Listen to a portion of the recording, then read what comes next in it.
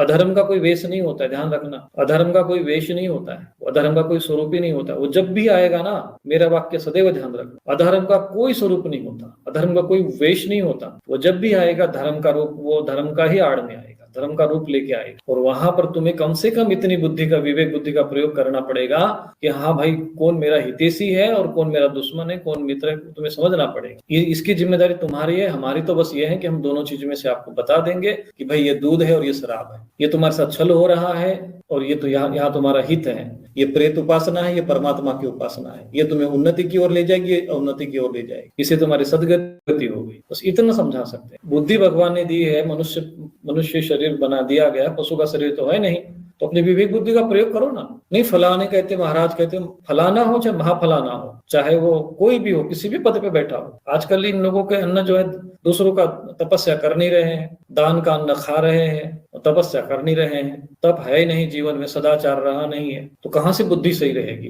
बड़े बड़े पदों में बैठ गए, तो ऐसे में ऐसे लोग जो है समाज, उनकी बुद्धि स्वयं भ्रष्ट हो जाती है, बुद्धि ही काम नहीं करती, तो बस जो मिले ईर्ष्या वश, द्वेष वश, राग वश, उल्टी सीधी बातें समाज में फैला देते। तो हमें इनमें से 4 चीजें ग्रहण करनी है और शास्त्र में जो लिखा है वो हमें ग्रहण करना चाहिए। हमारा हितैषी कौन है ये हमें समझना पड़ेगा, इसके लिए आपको विवेक बुद्धि का प्रयोग करना पड़ेगा। श्रद्धावान लभते ज्ञानम तत्पर सयतेन्द्रिय, श्रद्धावान बनना चाहिए लेकिन साथ में विवेकवान भी होना चाहिए, बुद्धिवान भी होना चाहिए। बुद्धि किस लिए दी है भगवान? तुम्हें समझ में आ रहा है वहां पे जहाँ छल हो रहा है, जहाँ चमत्कार होगा। कभी आपने, कितने सिद्ध महापुरुष हुए, किसी ने धन कमाने के लिए अपनी सिद्धि का प्रयोग, चमत्कार कभी किए हैं? कभी कभी आपने देखा किसी ऋषि मुनियों को, किसी संत महापुरुषों? और जितने भी ये सब प्रदर्शन करने वाले होते हैं, आध्यात्मिक शक्तियों का जो चमत्कारिक प्रदर्शन करने का प्रयत्न करते हैं, वो केवल लोगों को छलने के लिए करते हैं। इतनी सी सरल बात लोगों को समझ भी नहीं आती है, और उसके बावजूद भी लोग जो है कहते नहीं गुरु जी चमत्कार को नमस्कार है। और चमत्कार को नमस्कार है तो फिर खुलता भी नरक द्वार है, उससे फिर नरक द्वार भी तो खुलता है। चमत्कार है तो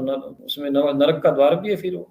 इसलिए भगवान कहते हैं कि हम अपने ही मित्र हैं, और आत्मे वही आत्मना बंधु, आत्मे वही पुरात्मना, आप ही अपने मित्र, आप ही अपने शत्रु। तो ये सारा विषय आपको समझना पड़ेगा, और यदि आप ये विषय को समझकर अध्यात्मिक क्षेत्र में आगे बढ़ेंगे तो ये आपकी उन्नति होगी। आप भटकेंगे नहीं, भटकाने वाला आपको पल पल मिलेंगे, बताने वाला, मार्गदर्शन, सही रास्ता देने वाला कभी कभार दुर्लभ होता है। एकाध कोई ऐसा व्यक्ति खड़ा हो जाता है जो हाँ वाकई में हृदय से, अंतःकरण से लगता होगा कि हाँ ये व्यक्ति सही कह रहा है, हमारे हित में कह रहा है।